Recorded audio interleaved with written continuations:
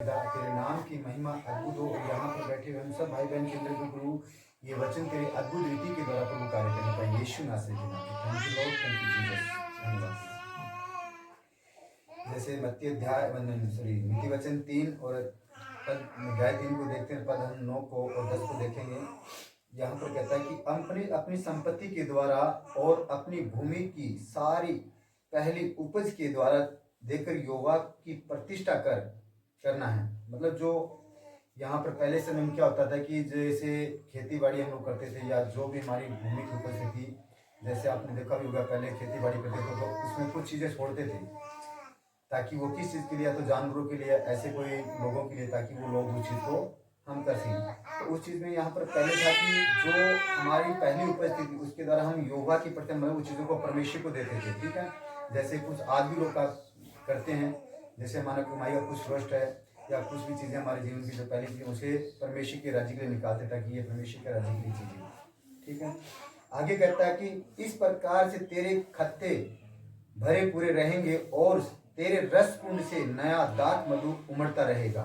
तो यहाँ पर खुदावन ने कह रहा है कि वचन कि जो ये चीजें करेंगे तो क्या होगा कि कोई भी विपत्तियों में, कोई भी फाइनेंशियल या बहुत सी चीजें हमारे जीवन के अंदर, वो चीजों से हमें गुजरना ही नहीं पड़ेगा, क्योंकि जब हम परमेश्वर को देते हैं तो इन चीजों के द्वारा हमारे जीवन के अंदर वो कह रहा है कि तेरे रस कुंड नए दाख मधु के द्वारा उमड़ते रहेंगे। तो जो हमारे जीवन के अंदर जो चीजें हमारी आवश्यकता की वो चीजें तमाम उमड़ती रहेगी हमारे जीवन के अंदर, उनके द्वारा हर वो आनंद और शांति जो हमें चाहिए वो मिलता रहेगा। ये कुछ भेंट के वचन हैं परमेश्वर के द्वारा। ठीक है, जैसे मलाकी सिद्ध के एक वचन को हम और देखते हैं पुराने 11 के अंदर, मतलब है मलाकी सिद्ध अध्याय 3 पद 10 के अंदर हम देखते हैं।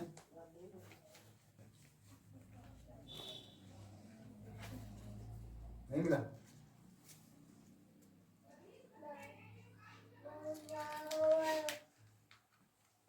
ये फैस्ट की तरफ आएगा, मत्ती के नजदीक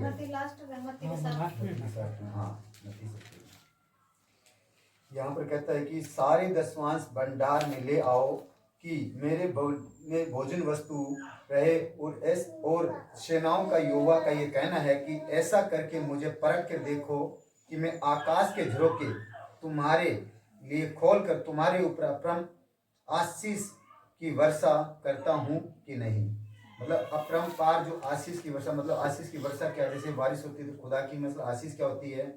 जैसे अभी मैं इस बच्ची को उदाहरण देता हूँ, जब आशीष खुदा ने दिए तो ये चीज़ें हमारे जीवन के अंदर नहीं रहेंगी। उसमें जब हम मतलब खुदा के साथ में मिल के रहेंगे ना, तो वो कहता है अगर हमारे को कोई छूता है, छूने का मतलब कोई व्यक्ति तो छुएगा नहीं, छूने अगर व्यक्ति के द्वारा भी छूता तो एक शैतान ही हमें छूता है।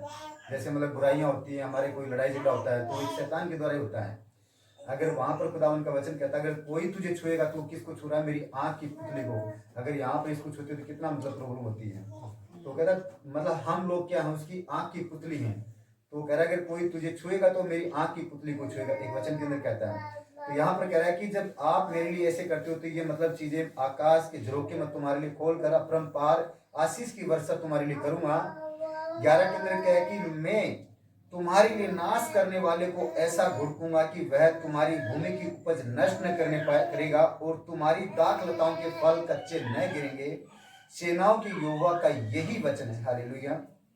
तो यहाँ पर वचन कह रहा है कि मैं तुम्हारे लिए नाश करने वाली शैतान की क्या चीजें हमारे जीवन के अंदर, कोई जैसे मतलब ये बीमारी के रूप आते हैं। ठीक है, हमारे फाइनेंस के अंदर बहुत से लोग फाइनेंस के अंदर घटी रहती है, हम जितना मर्जी करते रहते लेकिन उनके जीवन में फिर वो चीजें प्रॉब्लम आती रहती है। तो ये कुछ चीजें यहाँ पर कह रहा है, जैसे फसल भी हमारी पक जाती है लेकिन लास्ट में क्या होता है, मतलब एक पानी के द्वारा मतलब पूरा समझ जितनी बनी बनाई फसल वो सब खत्म हो जाती है। तो यहाँ पर यही कह रहा है खुदावन की जो तुम्हारे नाश करने वाले, मतलब तुम्हारी जो चीजें उन्हें नाश करने वाली उसे मैं घुड़कूंगा। तेरे जीवन को कोई भी चीजें नाश न कर नहीं पाएगी और जो तेरी ओर घुड़कता उसे मैं नष्ट करूंगा। और कह रहे तुम्हारी दाख लताओं के फल कभी कच्चे न गिरेंगे और सेनाओं के यहोवा का यही वचन है। तो परमेश्वर कह रहा है जो हमारे फल हैं, चाहे वो हमारे शरीर के हो या हमारे मतलब ये जो काम करते हैं, या में जैसे मेरे काम करते हैं वहां पर हमारा फाइनेंस कहीं भी जैसे ब्लॉक हो जाता है, ऐसे बड़े कार्य जो रुक जाते हैं, तो वो कहता है ऐसे वो फल हमारे तो वो कभी कहीं कच्चे नहीं गिरेंगे, मतलब रुकेंगे नहीं ऐसे काम हमारे जब उसको हम करते हैं साथ में। आज का कुछ टॉपिक ऐसे है कि जैसे परमेश्वर को अपने जीवन में पहला स्थान हमें देना है। जैसे ये मतलब आज का समय कुछ लोग आ रहे हैं, ये मतलब एक समय वो नहीं है जो परमेश्वर चाहता है वो। क्योंकि पहला स्थान क्या होता है कि जब हर समय प्रभु के लिए हम तैयार रहेंगे, ठीक है। हम लोग को संडे के दिन कोई कह देगा अभी इतना पैसा हम लोग देंगे आप काम पे जाओ। मैं बल्कि कंस्ट्रक्शन का काम करता हूँ, बिल्डिंग लाइन का मैं ठेकेदार हूँ वैसे। लेकिन आज मुझे कोई कहेगा ना कि मैं आपको 1 लाख रुपये दूंगा, मैं नहीं जाऊँगा आज के दिन। मेरे लोगों को मैंने काम बोल दिया कि आप वो करो। मुझे आज के दिन वो लोग फ़ोन भी नहीं करेंगे कि मतलब आप क्या करना है क्या नहीं करना, जो तुम काम है पहले दिन डिस्कस कर देता हूँ आप करो, यही है। अभी जैसे मैंने आपको बताया कि अभी प्रभु ने मुझे मतलब इतना बड़ा वहाँ पर ग्रेस दिया। जैसे लोहारू की रेलवे स्टेशन है, उनका पूरा प्रोजेक्ट मेरे पास ही है। झुंझुनू का मेरे पास था, तो खुदावन देता तो काम, ये चीज़ें हमारे जीवन में बढ़ती हैं। तो हम जब कब होता है, लेकिन ये जब हम प्रभु को पहला स्थान दे के रखते हैं। तो जैसे आज हमारे जीवन के अंदर परमेश्वर ने पहले स्थान को देख के चलते, तो वो वचनों के द्वारा हमसे बात करता है, ठीक है। वचन जैसे हम लोगों ने प्रभु ग्रहण किया 10 फेस्ट के अंदर, तो मैंने आपको शायद ये बताया होगा कि वाइफ की बतनी बात बताई शायद, इसी घर की बात थी। एक दिन हम लोग मतलब जब फेस्ट में प्रभु में चल रहे थे विश्वास के अंदर, जैसे आप लोग अभी नए विश्वास के अंदर, वैसे हम लोग भी विश्वास में थे। तो शाम को ये लोग खाना खा के सो गए थे, तो जैसे सुबह उठे तो इनकी पोजीशन ये थी कि मरने वाले हैं, ठीक है। तो हम लोग मतलब ये बार बार चिल्ला रहे थे डॉक्टर के पास लेके चलो। वो डॉक्टर नहीं है, डॉक्टर है ही नहीं। क्योंकि उस दिन मुझे खुदा ने एक वचन दिया था, उसका वचन कहता है कि जवान से कुछ घटी हो सकती है, परंतु युवा के खोजियों को किसी बड़ी वस्तु की घटी ना होगी। तो वो वचन मेरे बार बार मन मतलब आत्मा में, माइंड में वही आ रहा वचन। तब मैंने कहा प्रभु तेरा वचन मुझे कह रहा है कि जवान से वो घटी हो सकती है, जो तुझे खोजी नहीं उसको घटी हो सकती है, लेकिन जो तेरा खोजी उसे कोई घटी नहीं होगी। तो इनका इतना मतलब कैटेगरी हो चुकी थी कि चम्मच के द्वारा पानी जाना अंदर मुश्किल हो गया था। और अगर मैंने किसी रिश्तेदार को नहीं बताया कि ऐसी इस पोजीशन में है, नहीं वो कह देते मुझे कि अगर मर गई तो तुम्हारे को हम जेल में डाल देंगे, वो सीधा ही कहते मेरे को। लेकिन मैंने खुदा पे विश्वास किया। 3 दिन इनका इतना परेशानी था, 3 दिन के अंदर जैसे थे वैसे के वैसे 3 दिन बाद वापस करेंगे। सिर्फ प्रार्थना करते रहे हम लोग, फेस्ट की बात है ये। लेकिन बाहर इनकी हाथ डालकर चारों तरफ इनके हम लोग प्रार्थना करते रहते थे, लेकिन जैसे थे वैसे 1 रुपया भी उन्होंने हम लोगों ने डॉक्टर को नहीं लगाया। उस दिन से हम लोगों को वचन पे विश्वास है, क्योंकि खुदावन जो कि बार बार क्लेम करके इस चीज़ों को देख कर मैं चलता रहा, तो ये मतलब उसी दिन स्वतंत्र हो गए थे।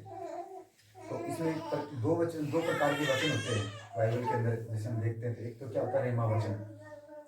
रेमा वचन क्या होता है कि जिससे हमारे जब बात कर रहे थे कुछ ऐसी बातें होती है उसमें लिखी हुई, जो उसमें ऐसा लगता है कि सेम मेरे लिए बातें हो रही हैं।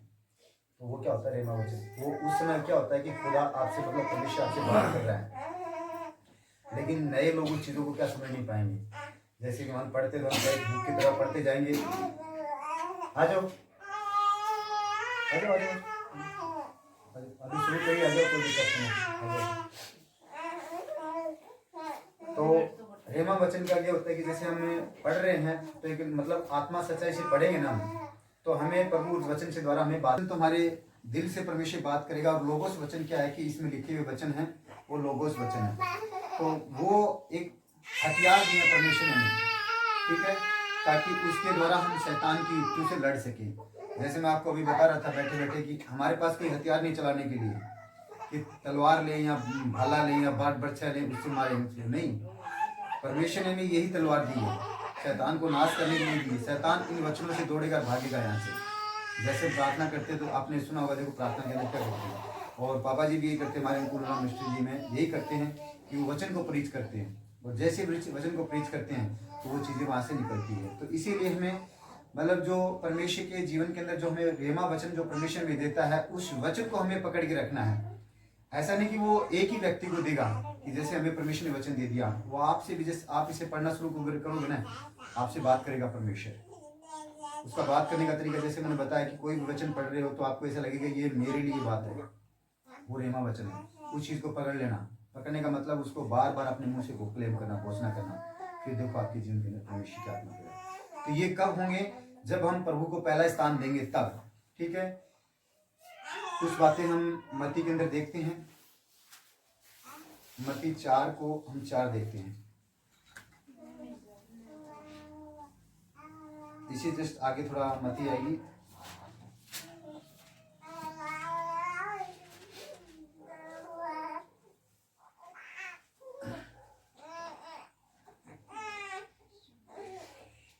पांच नंबर पेज पे आएगी इसमें।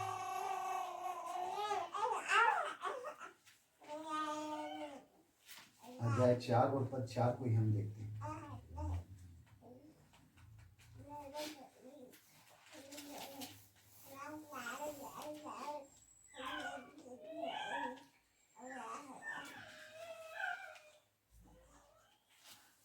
चार में कितना? 4 4 4 4 में देखते हैं। यहाँ पर कह रहा है कि यीशु ने उत्तर दिया कि लिखा है कि मनुष्य केवल रोटी ही से नहीं परंतु हर एक वचन से जो परमेश्वर के मुख से निकलता है जीवित रहेगा। हालेलुया। तो यहाँ पर परमेश्वर हमें नहीं कहता कि हम फलाने काम से मतलब उन चीज़ों से जीवित रहेंगे, उससे जीवित रहेंगे। परमेश्वर का वचन यही कह रहा है कि जो परमेश्वर के मुख से वचन निकलता है, क्या चीज़, मुख कौन से वचन कौन से निकलते हैं, ये जो हम पढ़ रहे हैं ये परमेश्वर के निकले हुए मुंह से वचन है। ये आज हमारे पास क्यों है? ताकि हम चीज़ों को जान पाएं और वो जो शैतान हमारे लिए अटैक करता है हमारी चीज़ों पर, हमारे जीवन पर, हमारी परिस्थितियों पर, ताकि इन वचनों के द्वारा शैतान को हरा सके। यही खुदा के वचन है जो ये खुदा के मुख से निकले हैं।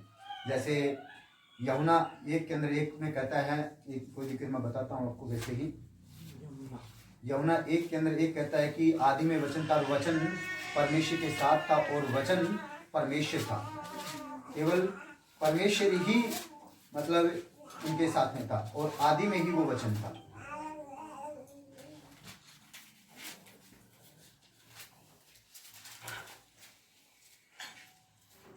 जैसे यहाँ यूहन्ना 1:1 में कहता है कि आदि में वचन था और वचन परमेश्वर के साथ था और वचन ही परमेश्वर था। यही आदि में परमेश्वर के साथ था। सब कुछ उसी के द्वारा उत्पन्न हुआ और जो कुछ उत्पन्न हुआ है उसमें से कोई भी वस्तु उसके बिना उत्पन्न नहीं हुई। तो आज जो कुछ हम इस पृथ्वी पर उत्पन्न हैं उनको से वचन कह रहा है कि मतलब आदि में वचन था और वचन परमेश्वर के साथ था। तो सब कुछ मतलब उसी के द्वारा उत्पन्न। वचन क्या चीज़ है जो हमारे अंदर ये पढ़ रहे हैं, इन्हीं के द्वारा परमेश्वर ने, हम जैसे देखते हैं कि जितने भी बैठे हैं पूरा ब्रह्मांड है वो परमेश्वर ने इन्हीं वचनों के द्वारा रचा। जैसे उत्पत्ति हम पढ़ेंगे ना तो वहाँ पर हमें सब पता लग जाएगा कि मनुष्य कैसे बना है, कैसे पृथ्वी रची गई है और कैसे इस पृथ्वी पर आगे आगे मतलब मनुष्य की बढ़ी हुई बढ़ोतरी हुई है, या कैसे तमाम चीज़ें इस पृथ्वी पर उनकी बढ़ोतरी हुई है।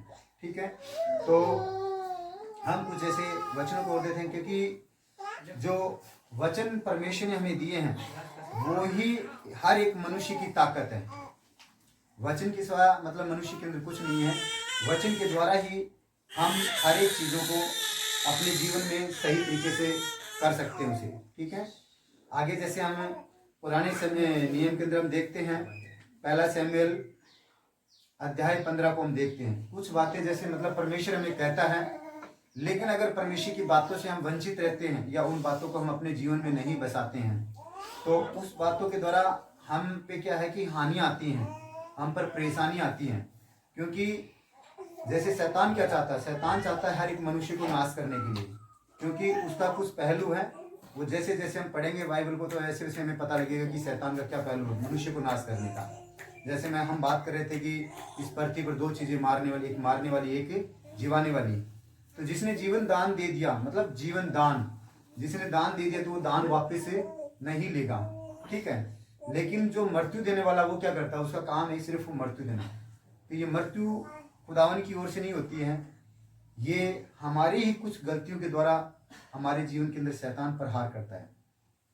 जैसे अगर आज सामने से दो पार्टियां कोई आपस में जब लड़ाई करते हैं तो एक दूसरा प्रहार करता तो एक दूसरे को लगती है। तो जब हम शैतान पे वार करते तो शैतान भी हमें मतलब टॉर्चर करता है ताकि हम खुदा से दूर हो जाएं। ठीक है, तो उसी प्रकार से यहाँ पर कुछ मतलब जो पहले की घटनाएं घटी हैं, वह जैसे पहले की घटनाएं घटी थी वो आज भी हम प्रभु यीशु मसीह को जानकर चलते तो आज भी हमारे जीवन में चीजें संपूर्ण होती हैं। पुराने नियम के अंदर हम देखते हैं वचन के अंदर पहले शमूएल अध्याय 15 को हम देखते हैं, एक पद 1 और 1 से लेकर 3 तक। पुराने नियम में नंबर कितना है? 1 मिनट।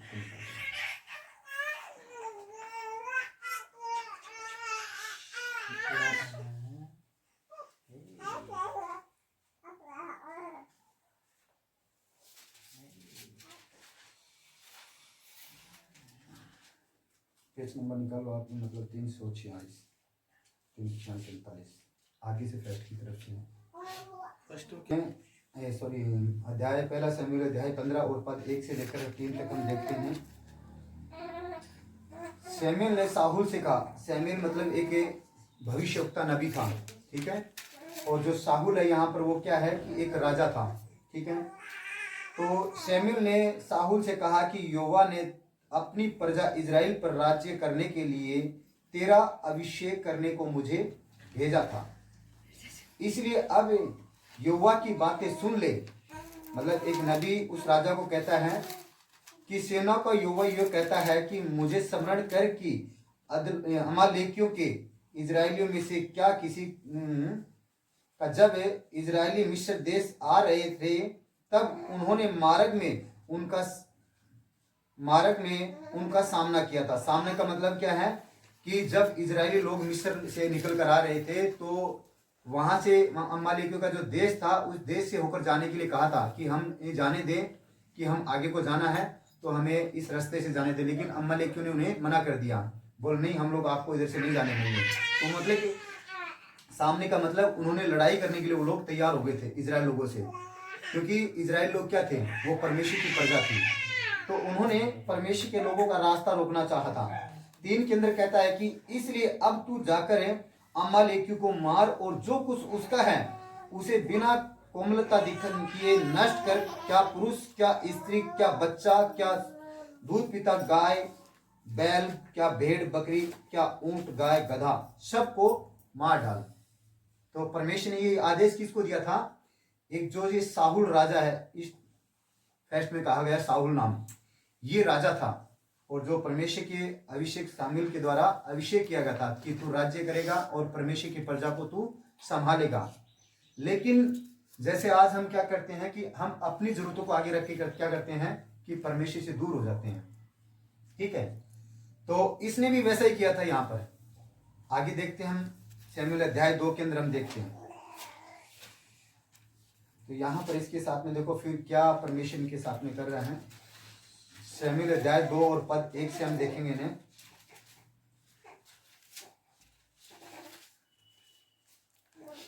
1 से लेकर और इन्हें 16 तक हम देखते हैं।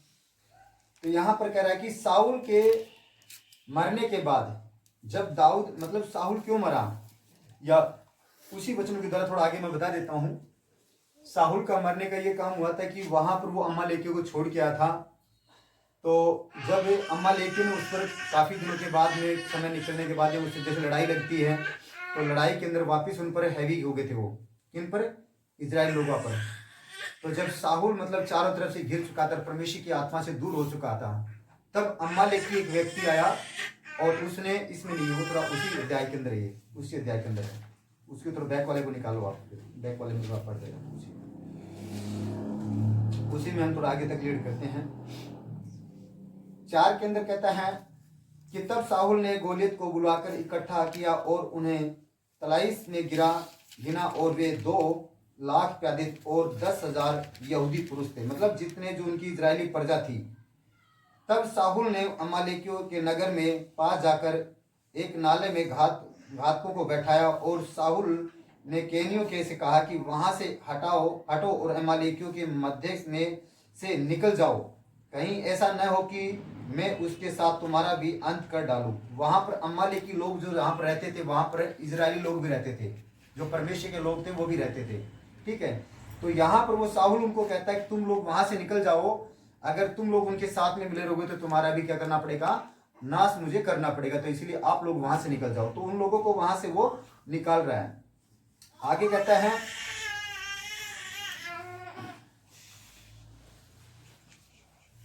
तब मैं तुम सबको इजरायलियों पर उनके मिस्र से आते समय प्रीति दिखाई, अतः केनी अमालेकियों के मध्य से निकल गए। तब साहुल ने 7 के अंदर, तब साहुल ने हविला से लेकर सूर तक की जो मिस्र के पूर्व में है अमालेकियों को मारा और उनके राजा अगाग को जीवित पकड़ा और उसकी सब प्रजा को तलवार से नष्ट कर डाला। परंतु अगाग पर जो अच्छी से अच्छी भेड़ बकरियां, गाय बैल और मोटे पशु और मेमनों और जो कुछ अच्छा था, उन पर साउल और उसकी प्रजा ने कोमलता की और उन्हें नष्ट करना न चाहा, परंतु जो कुछ तुच्छ और निकम्मा था उसका उन्होंने सत्यानाश कर डाला किया। तो परमेश्वर वहां पर पहले क्या कर रहा था उसे, भी इन चीजों को बिल्कुल नाश करना है। चाहे दूध पीता बच्चा हो, चाहे भेड़ का बच्चा हो, चाहे भेड़ बकरी हो, कोई कुछ भी चीज आपको रखनी नहीं है। लेकिन उन्होंने क्या किया, यहाँ पर परमेश्वर की आज्ञा का उल्लंघन कर दिया। तो आज जैसे मैंने जैसे अभी बताया कि परमेश्वर का उद्देश्य क्या है कि पहले परमेश्वर के जीवन को अपने जीवन में प्रथम स्थान दो। ये अगर आप प्रथम स्थान नहीं दे रहे हो ना, तो ये मतलब एक उसकी आज्ञा उल्लंघन है, ठीक है ना। ये ना मतलब ये, चलो ये तो पहली बार है, लेकिन आप लोग समझ रहे हो इन चीजों को। अगर हम उसकी आज्ञा को उल्लंघन करेंगे ना, तो मतलब वो आज चाहे हम कितने भी फिर सही कहीं पर जा लो, हमारे जीवन के अंदर वो काम नहीं हो पाएंगे। ये खुदा ने मुझे पिछली बार टॉपिक दिया था, लेकिन पिछली बार नहीं कर पाया, लेकिन खुदा ने कहा इसको जस्ट अगली बार आपको करना है, ठीक है। इस पिछली बार की भी आपको मैं बताऊं बातें, चलो मैं कुछ बीच में काट रहा हूँ इस वचन को। मतलब आप लोगों को इतना इनवाइट किया गया था कि आप लोगों को आना है, ठीक है। उस दिन फर्स्ट मीटिंग थी और जो लोग आए यहाँ पर ही लोग गए थे। मतलब आप नज़दीक से आप लोग नहीं आ पा रहे थे, लेकिन जो यहाँ से 150 किलोमीटर दूर है वो लोग यहाँ पर आए थे, ठीक है। तो ये मतलब एक प्रथम स्थान दे, मतलब इसमें नाराज मत समझना, ये एक परमेश्वर को अपने जीवन में पहला स्थान देने की बातें बता रहा हूँ, ठीक है। इस साहुल ने क्या किया था, यहाँ पर परमेश्वर को छोड़कर क्या किया, अपनी इच्छाओं को उसने पूरा किया था कि नहीं मेरा जीवन में ये काम है, फलाना काम है, मैं वो करूँगा। ये चीजें यहाँ पर साहुल ने की थी। परमेश्वर ने उसे कहा कि सब कुछ खत्म कर देना, एक भी चीज मत छोड़ना। उसने क्यों कहा, क्योंकि परमेश्वर को आगे की चीज कुछ दिख रही थी कि ये अमालेकियों के द्वारा मारा जाएगा। तो वो इसीलिए उसको कह रहा कि तू पूरी प्रजा को इसको खत्म कर दे ताकि तेरे पे कोई हानि ना आए, ठीक है। आगे हम इस चीजों को देखते हैं, सेकंड मतलब शमूएल के अंदर देखते हैं, 1 से लेकर हम 16 तक देखते हैं। फिर क्या हुआ कि जैसे मतलब साहुल को मार दिया गया, अमालेकी मारने गया था। यहाँ पर कहता है कि साहुल के मरने के बाद जब दाऊद अमालेकियों को मार कर लौटा, और दाऊद को सिकलग में रहते हुए कोई 2 दिन हो गए थे। मतलब दाऊद उस प्रजा को नाश करके आया जिसको परमेश्वर ने कहा था कि इसको नाश करनी है, उसको साहुल ने छोड़ दिया था। लेकिन वहां पर दाऊद एक परमेश्वर का चुना हुआ था, वंश था, वो भी एक राजा था। इस साहुल के बाद में परमेश्वर ने उसे चुना था उसकी जगह पर। तो वो पूरी प्रजा को नाश करके आया और वो अपनी तरफ से फ्री था कि मैं खुदा को मतलब हर खुदा का एक कार्य करके आया हूँ। वहां पर कुछ लोग अमालेकी रह गए थे, तब वो मतलब किसको साहुल को मारते हैं। 2 के अंदर कहता है तब तीसरे दिन ऐसा हुआ कि साहुल को छावनी में से एक पुरुष कपड़े फाड़े हुए सिर पर धूल डाले हुए आया। जब वह दाऊद के पास पहुंचा तब भूमि पर गिरा और उसको दंडवत की। और दाऊद ने उससे पूछा कि तू कहाँ से आता है। उसने कहा कि मैं इजरायली छावनी से बच कर आया हूँ। मतलब वहां पर जो लड़ाई चल रही थी वहां से मैं बच के आया हूँ साहुल के पास से। दाऊद ने कहा, उससे पूछा वहां का क्या हाल है, क्या बात हुई, मुझे बता। उसने कहा कि यह कि लोग रणभूमि छोड़कर भाग गए हैं और बहुत लोग मारे गए हैं और साहुल और उसका पुत्र योनातान भी मारे गए हैं। 5 के अंदर दाऊद ने उससे सुसमाचार देने वाले जवान से पूछा कि तो तू कैसे जानता है कि साहुल और उसका पुत्र योनातान मर गए। सुसमाचार देने वाले जवान ने कहा कि संयोग से मैं गिलबो पहाड़ पर था तो क्या देखा कि साहुल अपने भाले की टेक लगाए हुए हैं। फिर मैंने यह भी देखा कि उसका पीछा किए हुए रथ और सवार बड़े वेग से दौड़े आ रहे थे। 7 के अंदर उसने पीछा कर मुझे देखा और मुझसे पुकारा और मैंने कहा कि क्या आज्ञा। 8 के अंदर उसने मुझसे कहा कि तू कौन है। मैंने उससे कहा कि मैं तो अम्मालेकी हूँ।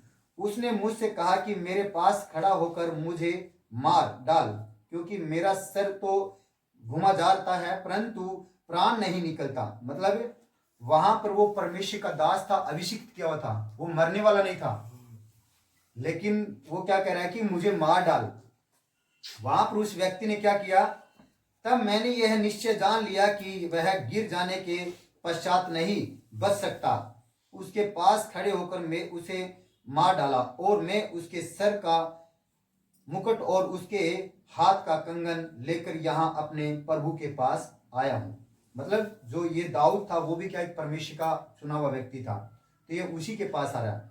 तब दाऊद ने अपने कपड़े फाड़ कर पकड़ कर कपड़े फाड़े और जितने पुरुष उसके संग थे उन्होंने भी वैसा ही किया, और वे साहुल और उनके पुत्र योनातान और योवा की प्रजा और इजरायली के घराने के लिए छाती पीटी और रोने लगे और सांझ तक कुछ न खाया, इसी कारण कि वे तलवार से मारे गए थे। मतलब जो इजराइल लोग की क्या थी, परमेश्वर की प्रजा थी, वो तमाम लोग मारे गए थे। तो उसके शौक में उन लोगों ने अपने घर के अंदर ना तो कुछ खाना पीना खाया, उनके मतलब एक हमारे जैसे परिवार का व्यक्ति कोई भी खत्म हो जाता तो हमारे शरीर में मतलब मोहल्ले में हमारे परिवार में एक मातम बन जाता है। तो उसी प्रकार से दाऊद के घराने में ऐसा हुआ था। ठीक है, 13 के अंदर कहता है कि फिर दाऊद ने उस सुसमाचार देने वाले जवान से पूछा, तो तू कहां से है? उसने कहा, मैं तो परदेशी का बेटा अर्थात अम्मालेकी हूं। अम्मालेकी मतलब उस जिस कौम को परमेश्वर ने कहा कि साउल को, उस फलानी कौम को तुम मार डाल, ये उसी चीज का कौम का एक व्यक्ति था। क्यों परमेश्वर ने वहां पर कहा था कि परमेश्वर जानता था कि ये अब जिसको छोड़ देगा ना इन लोगों को, तो आगे चलकर ये अम्मालेकी इस लोगों को मार देंगे, क्योंकि पहले भी उन लोगों ने अम्मालेकियों ने मतलब इजराइल लोगों से झगड़ा किया था। तो इसीलिए परमेश्वर ने कहा कि 14 के अंदर कहता है कि दाऊद ने उससे कहा कि तू योवा के अभिषेक को नष्ट करने के लिए तेरा हाथ बढ़ाने से क्यों नहीं डरा? मतलब कि तो परमेश्वर के जो चुना हुआ था उसके ऊपर तू हाथ बढ़ाने से क्यों नहीं डरा? तब दाऊद ने एक जवान को बुलाकर कहा कि निकट जाकर उस पर प्रहार कर। तब उसने उसे ऐसा मारा कि वह मर गया। तो ये बातें इसलिए है कि जब हम अपनी मन मर्जी से चलते हैं या हम खुदा को साथ लेके नहीं चलते हैं, तब ये चीजें हमारे जीवन में घटित होती हैं। अगर यहाँ पर ये अगर परमेश्वर की बातों को जानकर परमेश्वर की बातों को सुनता ना, तो इनके साथ में वो हादसा नहीं होता। तो हमें अपने जीवन को ऐसा ही बना के चलना है ताकि कोई भी शैतानी युक्तियां हम पर कार्य न कर पाए। मेरा कर्तव्य आपको बताना, बाकी खुदावन आपको समझ दे, आपको बुद्धि दे, ताकि आप परमेश्वर की जो बातों को समझ पाए। क्योंकि आगे आने वाले समय है ना, मतलब आप ये नहीं समझो कि नॉर्मल है, दिन प्रतिदिन ये 2030 तक मतलब इतना समय इस पृथ्वी पे डेंजर हो जाएगा, लोगों का सांस लेना दुश्वार हो जाएगा। जो आप इस बाइबल का पढ़ोगे ना लास्ट चैप्टर प्रकाशित वाक्य, तो वहां पर पढ़ने वाले के रोंगटे खड़े हो जाते हैं, और वो चीजें होंगी श्योर, क्योंकि खुदा ने कहा है कि जब अंत का समय होगा ना तो वो चीजें फाइनल होगी। लेकिन लोग समझ नहीं पाते हैं। जैसे जैसे ये समय जा रहा है ना, वो उसी टारगेट की तरफ जा रहा है। लोग समझते हैं ऐसे होती है नॉर्मल, ये ऐसे नहीं होती। जैसे ये भी कोरोना वायरस आया था, ठीक है, वो सब इसमें नोट्स है। अब लोगों को बताएंगे तो समझ नहीं आएगा, नहीं नहीं ऐसी बातें सब कुछ इसमें दिया हुआ है। तो जो खुदा को जानते हैं उन चीज़ों को पता है कि ये इसमें आगे आने वाली क्या चीज़ें हैं, तो वो बचते रहते हैं। इसीलिए एक नबी या एक भविष्यवक्ता के द्वारा यही होता है कि वो अपनी प्रजा, अपनी कलीसियाओं को मतलब देखभाल कर सके। तो हमारा तो ये करता है कि आप करते हुए कि आप लोग सच्चाई को जाने और सच्चाई के द्वारा चले। ठीक है, जैसे प्रभु के कुछ वचन को देखते हैं कि परमेश्वर ने कहा कि अगर आज जैसे हम कुछ बातें प्रभु की देखते हैं, प्रभु ने ये भी पता आपको जन्म कहाँ लिया था। प्रभु मतलब गौशाला के अंदर प्रभु ने जन्म लिया था, आपने सुना होगा। तो मतलब एक भेड़ का जो स्थान था वहां पर उन्होंने जन्म लिया था। आज जैसे हम बच्चे को जन्म देते हैं तो हम क्या देखते हैं, वहां पर एक अच्छी से अच्छे हॉस्पिटल को देखते हैं, और हॉस्पिटल की हर एक सुविधा को हम देखते हैं ताकि मतलब वो अच्छी सुविधा हो। लेकिन प्रभु यीशु मसीह ने क्या चीज चुनी थी? वो जब इस ब्रह्मांड का मतलब एक राजा था, पूरे ब्रह्मांड का अधिकारी है। आज मतलब हम लोग उसको समय नहीं देते, लेकिन स्वर्गदूत उसकी, करोड़ों स्वर्गदूत उसकी महिमा करते। जैसे हम लोग महिमा कर रहे थे ना अभी परमेश्वर वर्शिप के द्वारा, वैसे करोड़ों स्वर्गदूत उसकी महिमा करते हैं। और ये जैसे मतलब मैं इस वचन के द्वारा नहीं, जैसे हम बात करेंगे तो परमेश्वर सब लोगों को दिखा भी देता है कि वहां पर क्या क्या चीजें हैं। तो उसी प्रकार से जब प्रभु यीशु मसीह इस पृथ्वी पर आया तो उसने हमारे लिए कहाँ जन्म लिया? एक स्वर्ग लोक को छोड़कर वो कहाँ पर आया? एक चरनी के अंदर आया, मतलब एक गंदी जगह पे आया वो। ठीक है, मतलब उद्धार करता है इस पृथ्वी का। लेकिन आज हम उसके लिए एक समय, एक दिन भी नहीं छोड़ पाते हैं। क्यों? किसके लिए वो इस पृथ्वी पर आया? हमारे लिए आया कि अपने आप के लिए आया? तो इसीलिए ये चीजें हमें, जब तक हम पहला महत्व परमेश्वर को नहीं देंगे ना, तब हम जान नहीं पाएंगे कि प्रभु यीशु मसीह हमारे जीवन में क्या है। और जब पहला महत्व हम परमेश्वर को देंगे तो परमेश्वर हमारे जीवन की हर एक चीज़ों को हल भी करेगा। क्योंकि वो कहता है कि जैसे जवान से कुछ घटी ऐसी हो सकती है, परंतु यहोवा के खोजी को अगर जब हम उसके खोजी हैं तो वो हमारे जीवन में कोई भी घटी नहीं रहने देगा, वो हमारे जीवन की हर एक भरपूरी को देगा। ठीक है, ये चीज़ आप नोट कर लेना, प्रभु के वचन को परख कर देखना। उसका वचन भी कहता है कि यहोवा कैसा भला है कि मुझे परख कर देखो कि मैं तुम्हारे जीवन में काम करता हूँ कि नहीं। लेकिन लोग उसे परखना नहीं चाहते, लोग चाहते हैं कि हम घर बैठे रहें, हमारे जीवन में ऐसे काम हो जाए। नहीं होगा। हम खाना भी खाएंगे ना तो उसके लिए हमें हाथ चलाने पड़ेंगे, खाना बनाएंगे तो हमें कुछ करना पड़ेगा, तब हमारे पेट की भूख मिटेगी। तो अगर हमारे जीवन के अंदर जो परेशानियां हमारे जीवन में है, उस परेशानी को मिटाना तो खुदावन के साथ चलना पड़ेगा हमें, उस पर विश्वास हमें करना पड़ेगा कि खुदावन तू सच्चा है, तू हमें इस चीजों से छुटकारा देने वाला और कोई नहीं है इस पृथ्वी पर, सिर्फ वही है। तो हमें विश्वास के द्वारा चलना है। ठीक है, कुछ वचन को मैं आपको बताऊं, जैसे मत्ती के अंदर 19 को हम देखते हैं, अध्याय 19 को, कि और जिस किसी ने घरों या भाइयों या बहनों या पिता या माता या बाल बच्चों को या खेतों को मेरे नाम के लिए छोड़ दिया है, उसको 100 गुना मिलेगा और वह अनंत जीवन का अधिकारी होगा। हालेलुया। यहाँ पर क्या कह रहा है? ऐसे कह रहा है कि 10 बोएगा तो 10 ही मिलेगा। यहाँ पर ये थोड़ी कह रहा है कि मतलब कि 10 आपने बोए हैं तो या मतलब 1 घंटा दिया तो आपको 1 घंटा ही मिलेगा। वो यहाँ पर कह रहा है कि अगर मेरे लिए कोई 100 गुना छोड़े, मतलब छोड़ेगा ना, एक बार छोड़े उसके 100 गुना प्राप्त। वचन मैं दोबारा रीड करता हूँ। यहाँ पर कहता है और जिस किसी के घरों या भाइयों या बहनों या पिता या माता या बाल बच्चों या खेतों को मेरे नाम के लिए छोड़ दिया है, उसको 100 गुना। उसके नाम के लिए अगर हम 1 घंटा छोड़ते हैं तो हमें उस 1 घंटा के बदले 100 गुना घंटा देने के लिए तैयार है हमारे जीवन के अंदर आनंद का। लेकिन हम क्या है, उसके लिए 1 घंटा भी नहीं देना चाहते हैं। हम जब मुसीबत रहेगी तब तो कह देंगे प्रभु हमारे जीवन के अंदर काम कर, लेकिन आत्मा और सच्चाई से वो घंटा हम उसे देना नहीं चाहते। जैसे प्रभु यीशु मसीह आया, क्यों आया पृथ्वी पर? ताकि हम जो पिता से दूर हो चुके थे उसे हमें मिलाने के लिए वो आया, ताकि हमारे जीवन के अंदर जब अगर पिता से हम मिल जाएंगे तो हमारे जीवन के अंदर ना तो पाप रहेगा, ना बीमारी रहेगी, ना अंधकार का काम कुछ रहेगा। ठीक है, ये जब ही होगा जब हम उसके साथ मिलकर रहेंगे। जैसे उत्पत्ति के अंदर हम आदम को देखते हैं। आदम जब मतलब एक जब तक पिता की आज्ञाओं में चलता था वो क्या करता था? आनंद था। उसको ये कुछ नहीं था कि मैं क्या खाऊंगा क्या पीऊंगा, क्योंकि उसने सब कुछ मतलब एक बगीचे के द्वारा उसे दिया था। लेकिन उसे कुछ आज्ञाएं भी दी थी। उसने ये भी कहा था कि अगर तू इस बगीचे को संभाल, इस बगीचे के अंदर 2 पेड़ लगे हैं, मतलब क्या? बुद्धि का, एक मृत्यु का, ज्ञान का, इन चीजों को मत छूना तुम। लेकिन जैसे उसने उस आज्ञा को तोड़ा तो क्या हुआ? खुदा की आत्मा से दूर हो गया। और मतलब क्या किया उसने?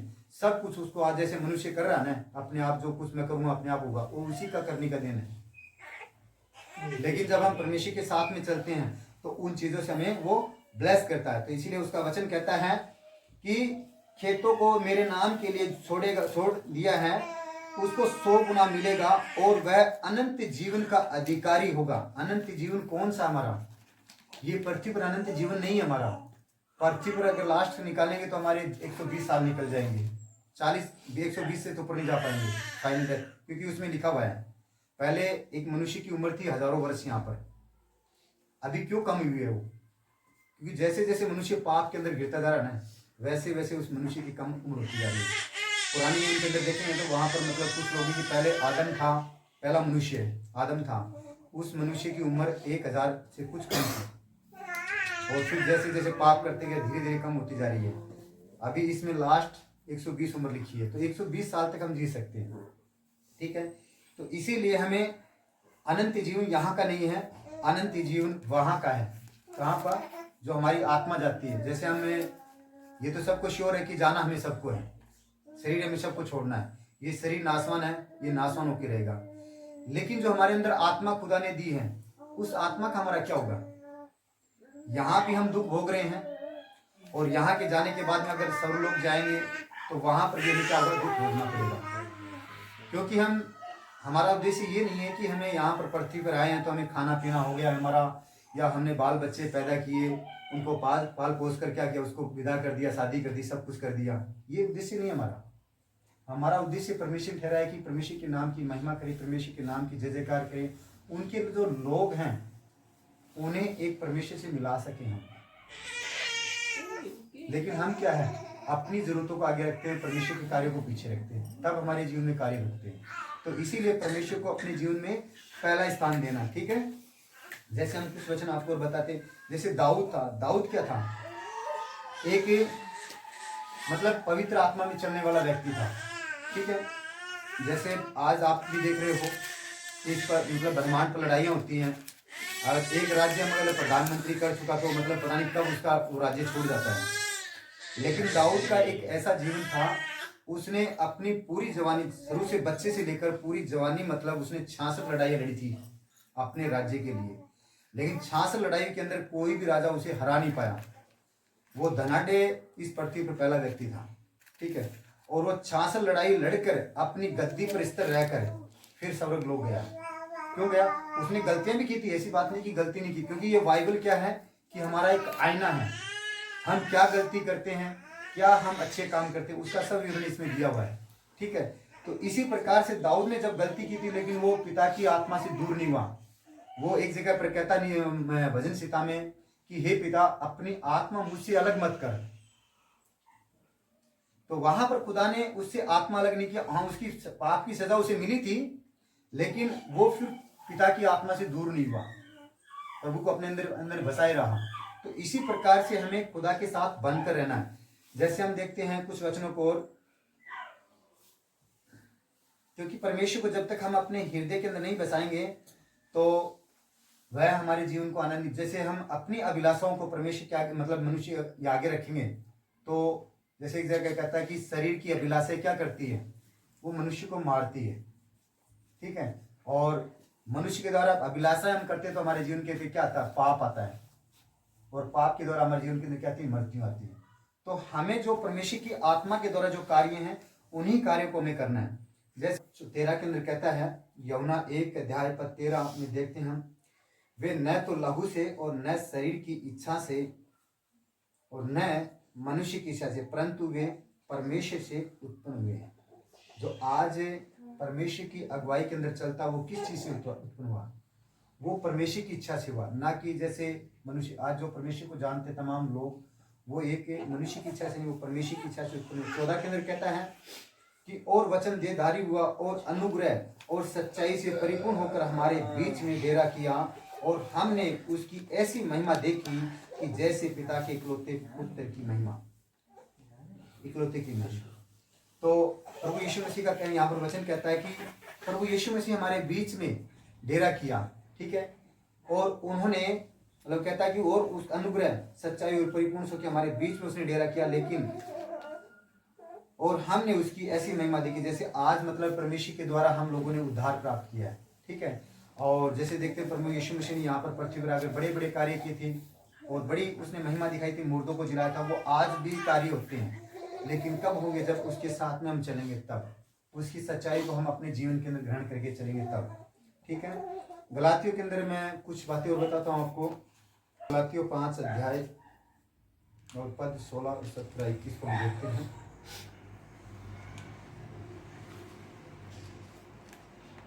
पवित्र आत्मा द्वारा संचालन, 262 नंबर पेज, 262 नंबर पेज।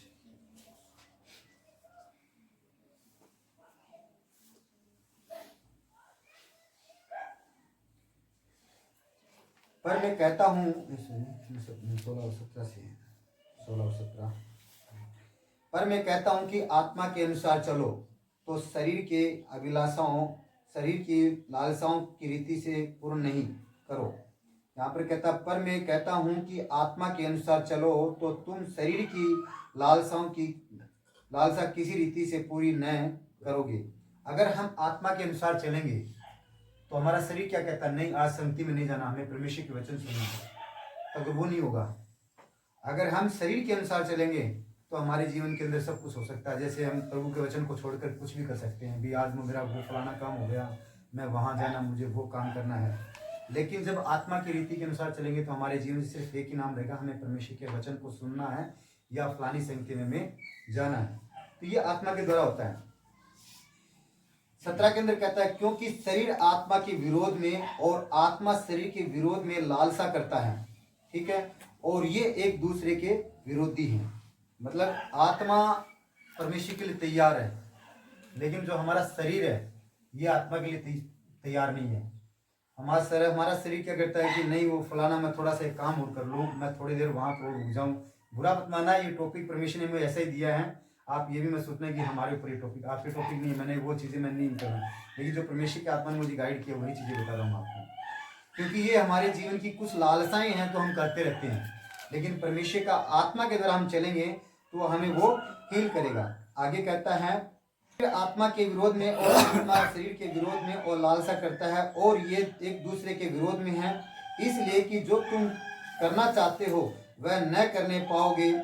18 के अंदर कहता है और यदि तुम आत्मा के चलाए चलते हो व्यवस्था के अधीन न रहोगे। अगर जब आत्मा के चलाए चलते हैं तो जो व्यवस्था हमारे जीवन के अंदर है उस व्यवस्था के हम अधीन में नहीं रहेंगे। ठीक है, तो इसीलिए हमें आत्मा के अनुसार हमें चलना है, और तमाम जो बातें परमेश्वर ने हमें दी हैं उन्हीं बातों के द्वारा हमें करना है। जैसे 21 को हम देखते हैं, 21 के अंदर कहता है कि मतलब जो शरीर के अंदर चलने वाले काम क्या हैं। 19 के अंदर 19 से हम देखते हैं शरीर के काम तो प्रकट है, अर्थात व्यभिचार, गंदे काम, लुचपन, मूर्ति पूजा, टोना, वैर, झगड़ा, ईर्ष्या, क्रोध, विरोध, फूट, विध्रन, डाहन, मतवालापन, लीला कीड़ा और इसके जैसे और काम है। इसके विषय में तुम पहले से कह देता हूं कि जैसा पहले कभी भी कह भी चुका हूं कि ऐसे ऐसे काम करने वाले परमेश्वर के राज्य में वारिस न होंगे। तो जब हम अपनी इच्छाओं से चल रहे हैं ना तो परमेश्वर के राज्य में हमारी आत्मा प्रवेश नहीं कर पाएगी। ये मेरी ओर से नहीं है, ना कि किसी किताब लिखने वाले की तरफ से, ये खुदावन की तरफ से ये वचन यहाँ पर लिखे हुए हैं। ठीक है, तो इसीलिए हमें परमेश्वर की आत्मा के द्वारा चलना है। तो परमेश्वर की आत्मा की बातों को आपको फॉलो करना है कि आज हमें संगति में जाना है, चाहे कुछ भी हो। बाकी निर्णय देखो आपका, मैं आपको प्रेशर भी नहीं करूँगा। मेरा कार्य कर्तव्य है कि प्रभु की आत्मा के द्वारा आपको गाइड करना, चलाना, ताकि आपके जीवन में कोई परेशानियां ना आए, और बाकी आपकी समझ रहेगी हम किस तरीके से चलते हैं। तो अगर पहला स्थान अगर परमेश्वर के राज्य को आप परमेश्वर को देख के चलोगे तो वो क्या कहता है कि हर विपत्ति से बचाता है वो। जैसे उसका वचन कहता है कि मैं अपने खोजने वाले को प्रतिफल देता हूँ। तो आज जो उसे खोजता है वो कितनी भी मुसीबत में रहेगा तो उसे छुड़ाएगा। जैसे मैं अब इनको बता रहा था कि जैसे हम आज जब भी कोई भी मुसीबत आती है, ऐसी नहीं कि मुसीबत नहीं आएंगी, लेकिन जब भी हम लोग प्रार्थना करते हैं ना वो मुसीबत हमारे घर से निकल जाती है। अभी मैं इनकी बताता हूँ बात। परसों की जैसे हम लोग 10 तारीख को मतलब यहाँ से विजिट करने जाने वाले थे, जैसे मैंने आपको बताई थी कि हम लोग हिसार जाने वाले थे। रात को हम लोग अच्छे से सोए थे, प्रार्थना की थी कि प्रभु हम लोग कल वहाँ जाएंगे तो तेरा आत्मा वहाँ पर अद्भुत रीति से कार्य करे उस बहन के जीवन के अंदर, ताकि उस बहन के विश्वास में बढ़े वो और परमेश्वर के कार्य उनके जीवन में। तो जैसे रात को सोए थे तो इनके सुबह उठे तो इनके गले में मतलब दर्द होना शुरू हो गया था। ठीक है, अब वहाँ पर वो सिस्टर अकेली थी, वहाँ पर अकेला मैं जा नहीं सकता था, मुझे इनको साथ में लेके जाएंगे। हम लोगों ने प्रार्थना की। ठीक है, तो उस दिन तो मतलब निकाल दिया हम लोगों ने। कल गए थे तो वही रात को हमने वापस प्रार्थना की हे पिता तेरी आत्मा के द्वारा पर कार्य हो। कल हम सही सलामत गए, सही सलामत आए। तो शैतान हमें रोकने की कोशिश करता है, शैतान हर प्रयास करने की कोशिश करेगा हमें सच्चाई की तरफ जाने के लिए। हाँ, अगर आप जाओगे ना तो एक बार झगड़े में जाओ, कहीं और फालतू बहुत से काम है वहाँ जाओ, कोई शैतान नहीं रोकेगा आपको। लेकिन जब सच्चाई की तरफ जा रहे हो ना आपको श्योर आपके जीवन के अंदर रुकावटें आएंगी। जैसे मैं कुछ बातें आपको बताता हूँ। जब मैं चला था स्टार्टिंग में तो मेरा साथ में क्या था कि 4 व्हीकल ट्रेवल्स का काम भी था। ठीक है, तो मैं जैसे जितना भी मेरा कमाई का सोर्स आता उससे आता था, तो वो जैसे आज गाड़ी जितना लेके आई शाम को दूसरे दिन सुबह वापस गाड़ी पर लग जाता था। गाड़ी आपको पता है कि मेंटेनेंस नहीं लेती है। तो मैं जो हमें सिखाने वाला था उससे मैंने उसको कहा, जब मैं जैसे आपकी तरह मैं चल रहा था उस समय, तो मैंने उनको सर को कहा कि सर मैं आपसे बात पूछो क्या बात है। वो जितना मैं पैसा अभी गाड़ी पे कमा के लेकर रहा हूँ प्रभु यीशु मसीह के चलने के द्वारा अंदर, तो जितना पैसा कमा के गाड़ी लेके वापस अपने ऊपर ले लीजिए। तो उन्होंने मुझे एक ही बात कहा था कि आप पीछे मुड़ के मत देखो, जो कुछ हो रहा है ना उसको भूल जाओ, चलते जाओ आप आगे की तरफ। खुदावन जो चीज़ें आपको देनी होगी तो अपने आप देगा। तो मैंने वही बात उनकी नोट करके रखी, मुझे कुछ भी हो मैं अब आगे चलूंगा, पीछे की तरफ देखूंगा। तो आज परमेश्वर ने मुझे यहाँ पर खड़ा किया उसी वजह से। आज परमेश्वर इस आत्मा के द्वारा काम कर रहा है, इस शरीर के द्वारा काम करता है, तो वो यही वजह है कि हम लोगों ने प्रभु को समय दिया है। तो अगर आपके जीवन के अंदर काम चाहिए है प्रभु के, तो मेरा एक ही कहना है, प्रभु को समय दो और जो टाइम फिक्स परमेश्वर ने किया उस टाइम को वैल्यू दो। अगर आप महत्व नहीं दोगे उस समय को, तो जैसे उसने महत्व नहीं दिया, परमेश्वर ने उसे कहा था साहुल को कि फलाने लोगों को तो खत्म करके आना, उसने उस समय का बात का कोई महत्व नहीं दिया, तो क्या हुआ, लास्ट में खत्म हो गया था वो।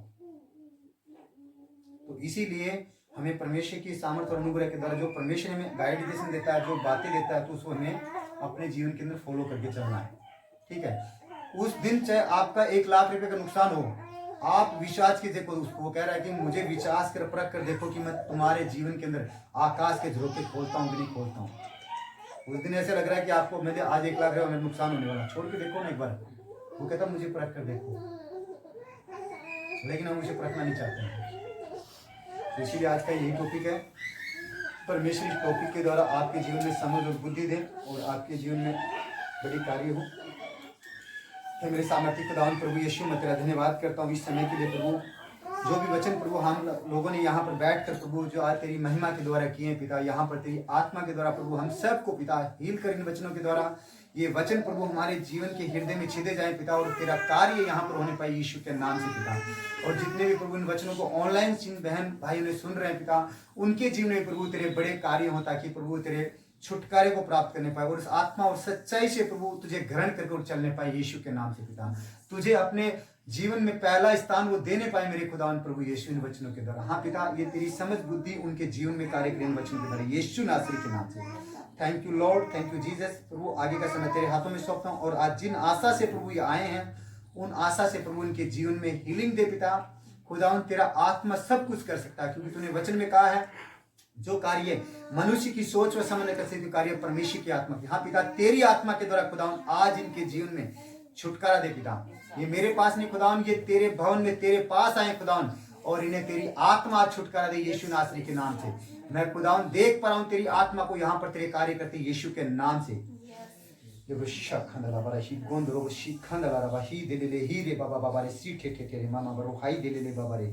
खुदावन पिता, मैं तेरा धन्यवाद करता हूँ, तेरी आत्मा के द्वारा बड़े कार्य यहाँ पर इन भाई बहनों के जीवन में होने पाए यीशु के नाम से। Thank you Lord, thank you Jesus. आगे का समय संगति को तेरे हाथों में सौंपता हूँ। थैंक यू पवित्र यीशु के नाम।